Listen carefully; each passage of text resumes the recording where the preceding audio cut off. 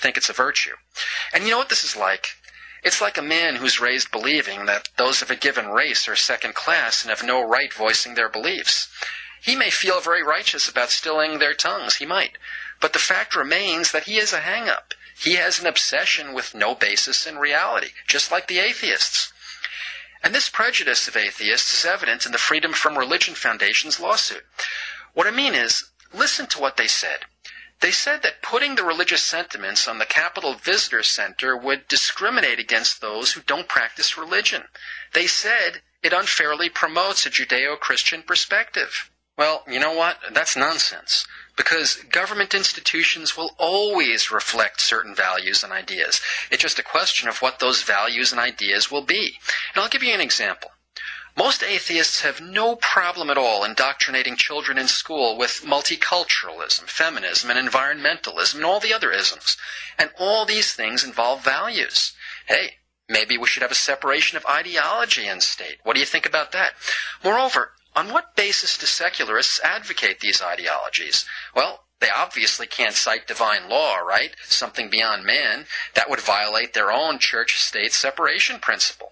But if these ideologies are just man-made, if they're just a reflection of what leftists like on an emotional level, well, why should we pay them any mind? You see, that's the problem with arguing for values from a secular perspective. You're saying that your values have no basis in God's law, in transcendent truth.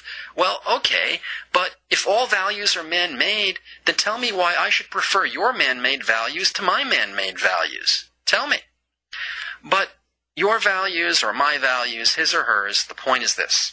Value neutrality is a myth. Government always will be shaped by and reflect values. It's again just a matter of whether those values will hail from heaven or hell. And we won't determine what values actually are moral by denying the only one who could possibly be a credible author of morality, and that's God. And the Founding Fathers understood this, that only God can ordain with credibility. Well, sure, that's why. For example, they emphasize that people's rights are endowed by the Creator. Exactly, Michael. And it's also why the founders had no problem with religious elements in government. What would have outraged them is, you know what? The very things most atheists support. And I mean today's secular isms, today's high taxation and liberty-robbing laws. And I'll leave you with this question. Given that the founders launched a revolution over King George III's far milder trespasses, what do you think they'd tell us to do with our secular tyrants, huh? I think I know, and they'd wish us Godspeed in our efforts. Michael, thank you for having me on the show again, and I want the ACLU, Americans United for the Separation of Church and State, and the Freedom from Religion Foundation to listen closely now. God bless you and your audience. Thanks, Selwyn. You've given us much to think about. I'll be right back. Savage. Armstrong and Getty. They're not bullies with a microphone. Weekday morning, 6 to 10. Talk 910 KNEW. My deceased Russian father taught me since I've been a little boy, I'll believe it when I see it. I hated when he used to say that to me. I thought it was so cynical and so old world. He was right. You know, get it in writing. Don't believe, if you're a salesman, or you think you got a business deal, or you're a writer and you think you got a deal, or you're a guy in Hollywood who think you got a movie, yeah, when you see it in writing, you know you got the movie. You know that by now. You're not a child. You know, the deal isn't done till it's done, so nothing's happened, in other words. But I had a good time Saturday night thinking it was done. But here I am at wake. You say, well, so what? What's the big deal? What are you going on and on about? I mean, it's not the biggest deal in the world. It is a big deal.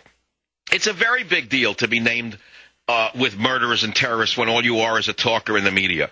Forget that my politics may not be in sync with Barack Hussein Obama or Nancy Pelosi. So what? Most of Americans don't like Barack Hussein Obama's policies. Most Americans detest Nancy Pelosi's extreme liberalism.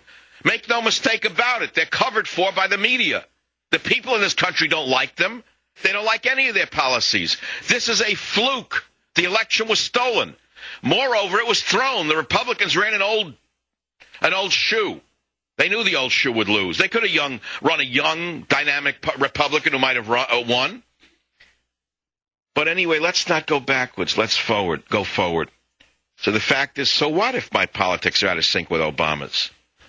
You know, is that a reason to put me on a list with murderers and terrorists? There's 2 skinheads from Russia who killed, I think, 10 immigrants, videotaped it and posted on a website. They're in prison. Now, putting them on a list of banned from England is kind of ludicrous, isn't it, since they're in prison for life, I believe. So why would she list them?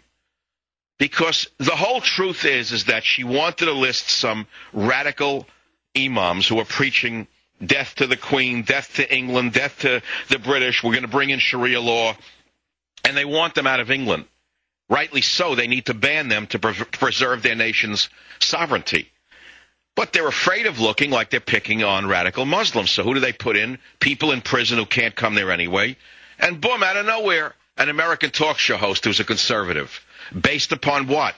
Based upon Media Matters taking sound bites out of context and then converting those sound bites into behavior rather than to words. And so here we are. It's a giant leap for free speech in one regard for them to even say that the list is no longer going to be published. Now they got to go to the next step. You must keep up the pressure. You must continue to write to England. You must continue to say, get Michael Savage's name off the list and apologize. All right, let's move on.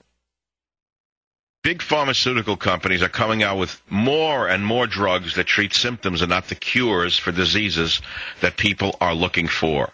Much like our government's efforts to solve our economic crisis without fixing the problems that started it. Both are similar in the ways that they try to make the general public feel dependent on both the big pharmaceutical companies as well as big government. Joining us now is Dr. Peter Breggin with a close look at this. Last week on Savage Nation, I looked at how modern psychiatry emasculates basic American values. Now I want to focus on how modern psychiatrists and modern politicians frighten us into becoming dependent on them.